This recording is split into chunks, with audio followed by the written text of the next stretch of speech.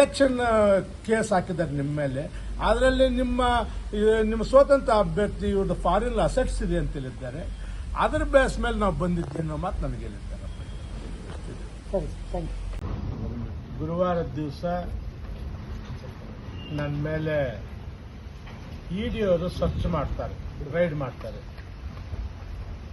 ಕಾರಣ ಈ election petition ನನ್ನಲ್ಲಿ ಸ್ವತಂತ್ರ ಅಭ್ಯರ್ಥಿ ಸುಬ್ಬಾರೆಡ್ಡಿ ಅವ್ರದ್ದು ಫಾರಿನ್ನಲ್ಲೆಲ್ಲ ಪ್ರಾಪರ್ಟೀಸ್ ಇದೆ, ಅದಕ್ಕೆ ಅವರ ಅಪ್ಡೇಟ್ ಸರಿ ಇಲ್ಲ ಅಂತ ಹೇಳ್ಬಿಟ್ಟು ಒಂದು ಕೇಸ್ ಹಾಕ್ತಾರೆ.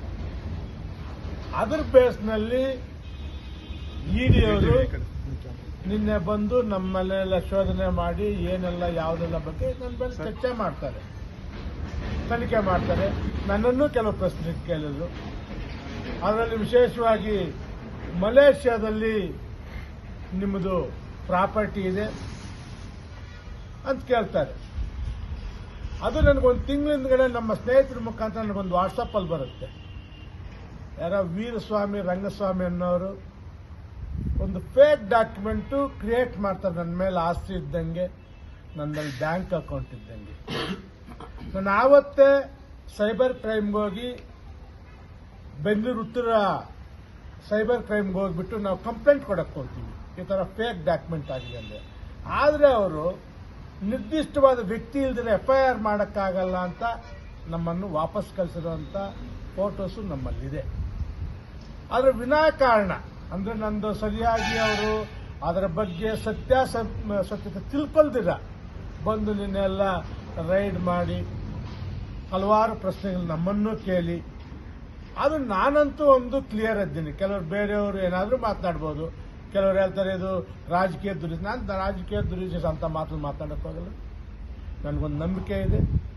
ನಾನಂತೂ ರಾಜಕೀಯದಲ್ಲಿರಲಿ, ನನ್ನ ಜೀವನದಲ್ಲಿರಲಿ, ಆಲ್ಮೋಸ್ಟ್ ನಾನು ಮ್ಯಾಕ್ಸಿಮಮ್ ಯಾವುದೇ ಒಂದು ಆಸೆ ಪಡೆದಿರ ನನ್ನ ಜೀವನ ನಡೆಸ್ತಾ ಇದ್ದೀನಿ. ಯಾವತ್ತೂ ಸರ್ಕಾರಕ್ಕೆ ಮೋಸ ಮಾಡುವಂಥ ಕೆಲಸ ಆಗಲಿ, ಬೇರೆ ಯಾವುದೇ ಅಂತಾದರೂ ನಮ್ಮ ಸರ್ಕಾರಕ್ಕೆ ಸುಳ್ಳು ಒಂದು ಪ್ರಮಾಣ ಪತ್ರ ಕೊಡೋದಾಗಿ ನಾನು ಮಾಡಿಲ್ಲ. ಇವತ್ತು ತಮ್ಮ ಮಾಧ್ಯಮ ಹೇಳ್ತಾ ಇದ್ದೀನಿ, ಇದೆಲ್ಲ ಕೆಲವು ನಮ್ಮ ರಾಜಕೀಯ ವಿರೋಧಿಗಳ ಕುತಂತ್ರ ಬಿಟ್ಟರೆ ಇದರಲ್ಲಿ ಯಾವುದೇ ಸತ್ಯ ಇಲ್ಲ. ನಾನು ಅಲ್ಲಿಗೂ ನಿನ್ನೆ ನಮ್ಮ ಇಡಿ ಅಧಿಕಾರಿ ಕೇಳಿದೆ, ನೋಡ್ರಪ್ಪ, ನಂದೇನಾದರೂ ಫಾರಿನ್ನಲ್ಲಿ ಒಂದು ಪೈಸೆಯಷ್ಟು ಇನ್ವೆಸ್ಟ್ಮೆಂಟ್ ಇದ್ದರೂ ಇಡೀ ನನ್ನ ಆಸ್ತಿ ನಿಮ್ಮ ಸರ್ಕಾರಕ್ಕೆ ನಾನು ಬರ್ಕೊಟ್ಬಿಡ್ತೀನಿ, ಅಫಿಡವಿಟ್ ಈಗಲೇ ಬರ್ದು ಸೈನ್ ಹಾಕ್ಬಿಟ್ಟು ತಗೊಂಡೋಗಿ ಅಂತ ಹೇಳಿದ್ದೀನಿ. ಅದಕ್ಕೋಸ್ಕರ ಅವರು